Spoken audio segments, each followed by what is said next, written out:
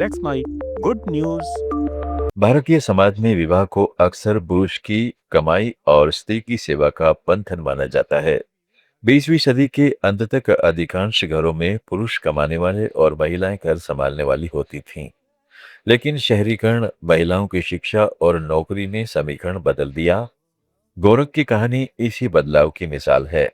वे बताते हैं कि बचपन के घर में रसोई महिलाओं का क्षेत्र था, पुरुषों का हस्तक्षेप वर्जित।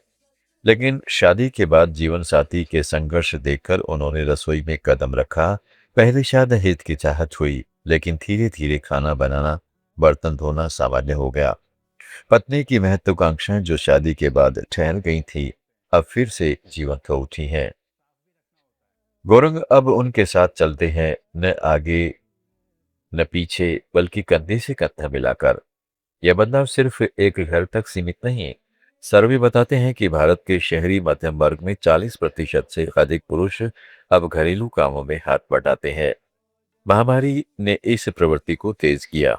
जब लॉकडाउन में दोनों ने घर से काम किया, गौरंग जैसी कहानियां सोशल मीडिया पर वायरल हो रही हैं, युवा पीढ़ी को प्रेरित कर रही हैं। मुंबई, दिल्ली जैसे शहरों में डुअल इनकम कपल्स ने रसोई अब युद्ध क्षेत्र नहीं, सहयोग का केंद्र है। एक सर्वे के अनुसार ऐसे जोड़े जहां जिम्मेदारियां बटी हों, वहां तलाक की दर 25% कम होती है। प्रेम में समानता लाने से रिश्ते मजबूत होते हैं। गौरव की पोस्ट ने हजारों प्रतिक्रियाएं खींची। कई पुरुषों ने अपनी कहानियां साझा की, कैसे वे पितृतंत्र तोड़कर पत्नी के सपनों का साथी बने। महिलाओं ने इसे सशक्तिकरण का प्रतीक बताया, लेकिन चुनौतियां बाकी हैं। ग्रामीण भारत में अभी भी 70% घरों में भूमिकाएं कठोर हैं। ससुराल का दबाव, समाज की नजरें बदलाव रोकती हैं। फिर भी गोरंग जैसे लोग मिसाल बन जाते हैं।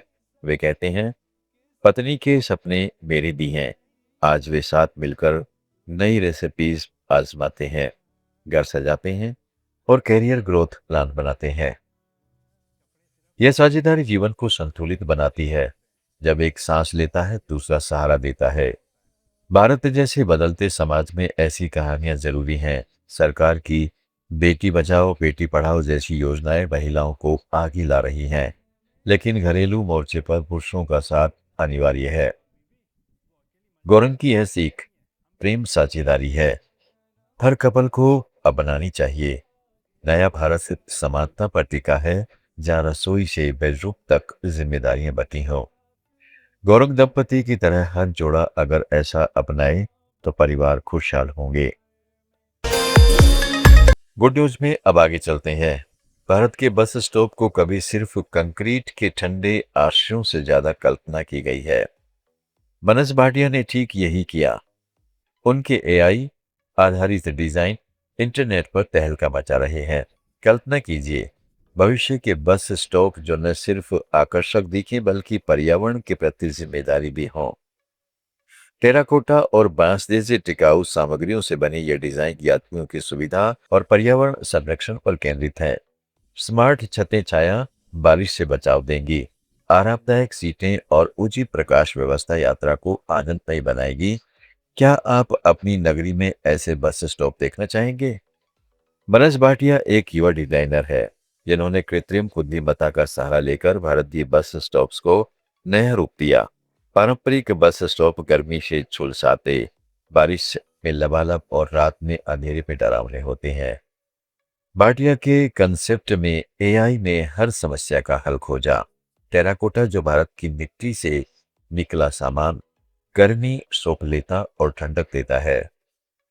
बांस की लचीली संरचना हवा और बारिश से सहन करती है। ये सामग्री स्थानीय कारीगरों से बनेगी, जिससे रोजगार भी बढ़ेगा। डिजाइन में सौर पैनल लगे, छतें बिजली पैदा करेंगी जो एलईडी लाइट्स और फव्वारे चलाएंगी। स्मार्ट सेंसर से कचरा प्रबंधन होगा। वाईफाई और चार्जिंग पॉइंट से यात्रियों को जोड़ेंगे। ये डिजाइन सोशल मीडिया पर वायरल हो चुके। ट्विटर और इंस्टाग्राम पर लाखों व्यूज। लोग कमेंट्स में अपनी सिटी का नाम ले रहे हैं। मुंबई की लोकल ट्रेनें, दिल्ली की मेट्रो बसें या जयपुर की सड़कों पर ये स्टॉप्स यात्रियों की जिंदगी बदल देंगे। भाटिया बताते हैं कि प्रेरणा भारत की विविधता से मिली। राजस्थान के झरोखे से, केरल के बांस घरों से, पर्यावरण के लिहाज से ये जीरो वेस्ट है। वर्षा जल संचयन से भूजल बढ़ेगा, हरी दीवारें प्रदूषण सोखेंगी, आरामदायक बेचैन बुजुर्गों और महिलाओं के लिए बच्चों के खेलने की जगह सब कुछ हो जा गया। एआई ने 3D मॉडलिंग से सैकड़ों वेरिएंट बनाए जो हर शहर की जरूरत के हिसाब से बदल सकें। भारत में सार्वजनिक परिवहन पर जोर पड़ रहा है। पीएम मोदी की अमृत भारत स्टेशन योजना रेलवे को आधुनिक बना रही है। अब बस स्टॉप्स की बारी। भाटिया के कॉन्सेप्ट सरकारी एजेंसियों को प्रेरित कर सकते हैं। उदाहरण स्वरूप, बेंगलुरु मेट्रो प्रोजेक्ट में सस्टेनेबल डिजाइन अपनाए जा रहे हैं। जयपुर जैसे शहरों में पर्यटन बढ़ाने के लिए ये स्टॉप्स आकर्षण बनेंगे, लेकिन चुनौतियां हैं, लागत, मेंटेनेंस। भाटिया का सुझाव है कि पीपीपी मॉडल से निजी कंपनियां निवेश करें, स्थानीय आर्टिस्ट मूर्तियां जोड़कर संस्कृति रंग भरें। इससे नौकरियां पैदा होंगी, शहर सुंदर बनेंगे। दोस्तों, गुड न्यूज में आगे बढ़ते हैं। आंध्र प्रदेश के रामापुरम गांव में एक प्राचीन कोनेरू मंदिर का पवित्र जलाशय एक समय आस्था का प्रतीक था, लेकिन उपेक्षा की भेंट चढ़ गया। कचरे के ढेर, शराब की खाली बोतलें और गंदगी ने इसे दफन कर दिया था। सदियों पुरानी यह संरचना इतिहास के कगार पर खड़ी थी, जब पूर्व संपदा रक्षा सेना ने कमर कस ली। लगभग 40 स्वयंसेवकों ने विभिन्न स्थानों से यात्रा की, कई सौ किलोमीटर लांघकर, और इस भूले बिसरे जलाशय को पुनर्जन्म दिया। मलबा हटाया, हर पत्थर को रगड़ा, पूरा टैंक धोया, अंत में पशु को कुकुम से सजाया। न केवल सुंदरता लौटाई बल्कि पवित्रता भी बहाल की गई।